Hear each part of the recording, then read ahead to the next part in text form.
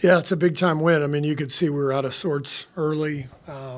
With Jimmy out, we changed the starting lineup. We went to some combinations that we've barely played all year, and it took a while for us to find some rhythm. But I thought what kept us in the game was our defense. They got up, I guess, 13 at the most, but these days 13 doesn't feel like that big of a deficit. And I thought the key to the game was the way we closed the second quarter, to pull within 3 and get some momentum, and we felt pretty good at halftime as a result.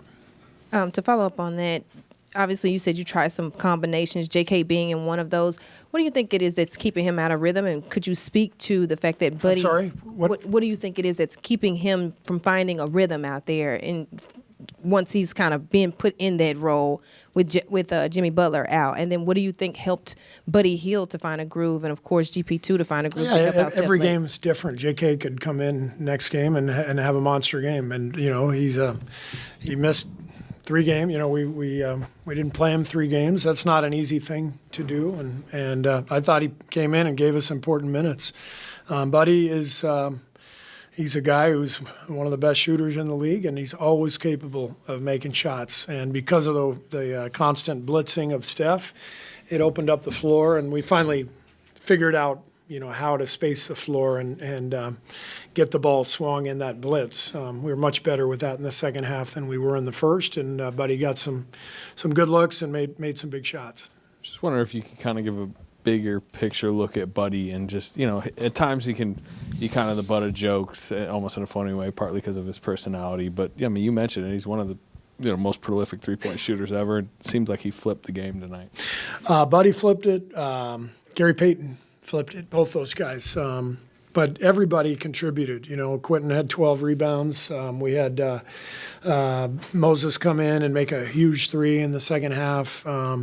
But this is what the playoffs are about. They're about injuries and they're about guys stepping up. And we had both today. With Jimmy being out, you have to be able to withstand that and win a game here and there. We've done that for many years. We've had some of our most important guys, miss multiple games in series. So this is what you have to do. You got to find a way, and our guys did that today. How would you describe Steph's performance and then just the degree of difficulty involved with that? I don't know. Just whatever I've said the last 11 years after every one of these games, just copy and paste. He's incredible. Steve, to get Brooks in foul trouble early and he had 4 by halftime, just that made a big difference too, didn't it, for you guys? I don't even pay attention to that stuff, honestly. They got a lot of good defenders. They got a lot of good players. They're a deep team. So the main thing was, like I said, just hanging in there and withstanding their run in the first half. We probably went 7 minutes with maybe 1 basket, it felt like, and that was the key stretch. And they're going to bring in a lot of guys who can play, and so I don't even pay attention, honestly, to who's in foul trouble, who's out there. We have to respond and play. The hustle plays down the stretch, it seemed like. I mean, Gary had everybody seemed to have the plays that came up with loose balls that led to more shots. Did you like? Yeah, I mean, we had more second chance points than they did. 18 to 11, and that's kind of stunning given the way the first 2 games went. But it was an indication of our energy, our physicality, guys flying around. So a lot of guys. Tracked the ball, chased it down, got us extra possessions. I think we had 10 offensive boards. So, a lot of good hustle plays. Steve, what was the key to holding Jalen Green to just 9 points after he had such a big game too? Was there something, a change or an adjustment you guys made? I just thought we were a little more aggressive. I thought we gave him too much separation in game 2. They did a good job of getting him downhill and creating space, and we did a better job tonight of taking away some of his space. Steve, we could copy and paste, but this was a little bit different of a Steph performance in terms of the grittiness, knowing what they were trying to do to him, and just to almost have a triple-double. Can you elaborate at all? Want me to give you more than I do. Copy and paste? I mean, he's Steph Curry. He's one of the greatest players of all time. He's 37. He's one of the most well-conditioned athletes I've ever seen in my life. To play 41 minutes against that kind of defense, to have a slow start and then find his rhythm, which we've seen him do, countless times over the years, to hit big shots, to only turn it over twice against that kind of pressure. He was brilliant. So I hope that was a better quote than the first one. Coach, just talk about Gary's just roller coaster of a season and just what it meant to him for him to give that kind of performance with Jimmy out. Look, Gary, we won the championship in 2022, and Gary flipped the whole series against Boston. We're going against all those great offensive players. Jason Tatum and Jaylen Brown and Derek White, and Gary misses game one, and then he arrives after the injury, for game two, and we win 4 of the next 5. Like, that's not a coincidence. Gary is one of the best defensive players in the league, and he's a really dynamic roller.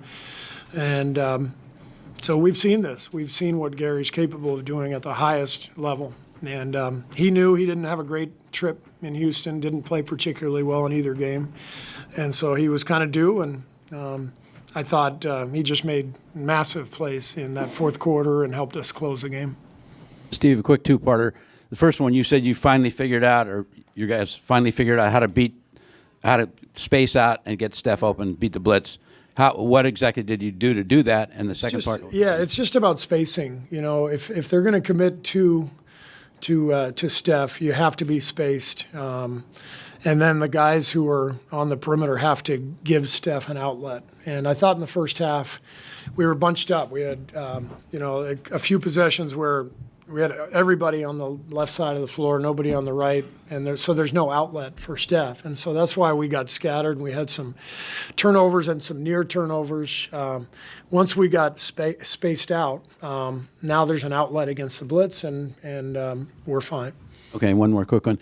Jimmy Butler seemed super engaged on the bench during the whole game. What was he doing? What was he giving you guys? I know you weren't focused on that, but yeah. Well, first he had a fantastic coat on, so I thought he was going to be way too hot in that thing. But no, Jimmy is he's so smart. He reminds me so much of Andre Iguodala.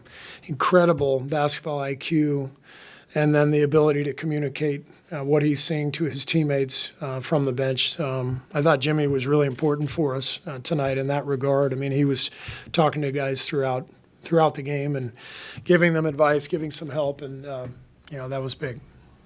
Steve, when Steph is playing like this over here, when Steph is playing like this in a game, like you don't have Jimmy coming from the start, and Steph catches fire in the second half. What do you think it does for? Well, what did it do for you and your coaching staff, and what do you think it does for his teammates to see him carrying this team along like he did? Well, this is what superstars do, in playoff games. You can't win games without, the great players in the league. When you go deep, the playoffs get tougher and tougher, and the great players just give the whole team confidence, and that's what Steph does. Hey, Steve, how close was Jimmy to going today, and do you expect to have him for Game 4? He's literally day to day. So, we have tomorrow off. It'll be helpful for him to have another day, and then it's a night game, so he gets a few extra hours. So we'll see. I have no idea right now if he's going to play.